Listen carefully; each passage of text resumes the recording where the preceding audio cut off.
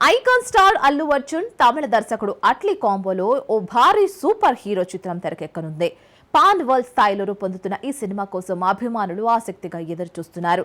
అల్లు అర్జున్ పాత్రలో హీరోయిన్ల ఎంపికపై సరికొత్త వార్తలు వైరల్ అవుతున్నాయి. అల్లు అర్జున్ దర్శకుడు అట్లీ కలిసి ఓ భారీ సూపర్ హీరో చిత్రాన్ని తెరకెక్కిస్తున్నారు. ఈ సినిమా పాన్ వరల్డ్ స్థాయిలో రూపొందుతూ సినీ ప్రియుల్లో ఉత్సాహం నింపుతోంది. అల్లు అర్జున్ ఈ చిత్రంలో 4 విభిన్న పాత్రల్లో కనిపించనున్నట్లు సమాచారం. గతంలో ట్రిపుల్ రోల్ అని వార్తలు వచ్చినప్పటికీ తాజాగా 4 పాత్రల గాసిప్ సినీ వర్గాల్లో చెక్కలు కొడుతోంది. ఈ సినిమాలో హీరోయిన్లుగా దీపికా పదుకొనె, రష్మిక మందన, జాన్వీ కపూర్, మృణాల్ ఠాకూర్ నటిస్తున్నట్లు తెలుస్తోంది. ఈ 4 హీరోయిన్లు 4 పాత్రలకు జోడీగా నటించే అవకాశం ఉందని అంటున్నారు. భారీ బడ్జెట్ తో అత్యాధునిక విజువల్ ఎఫెక్ట్స్ తో రూపొందుతున్న ఈ చిత్రం గురించి మరిన్ని వివరాలు త్వరలో వెల్లడయ్యే అవకాశం ఉంది.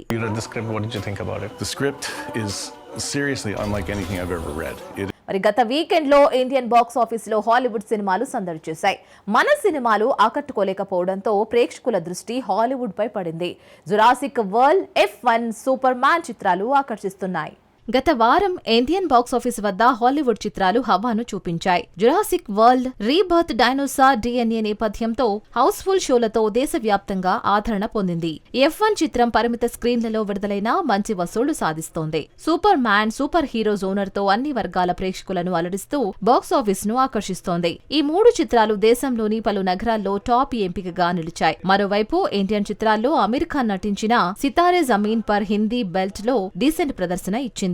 4వ వారంలోనూ ఈ చిత్రం మంచి కలెక్షన్లు రాబట్టింది. ఈ వీకెండ్ లో హాలీవుడ్ చిత్రాలు మన సినిమాలను మించి ఆకట్టుకున్నాయి.